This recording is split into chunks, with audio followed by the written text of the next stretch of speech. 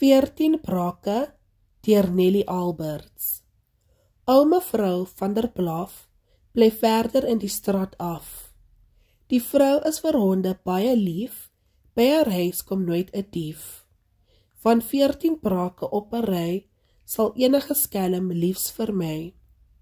Sarah, Sokkie en Stef is 3 Maltesers wat aanhou kef. Laika, Loenie en Leit is Rif wat bitter gou byt.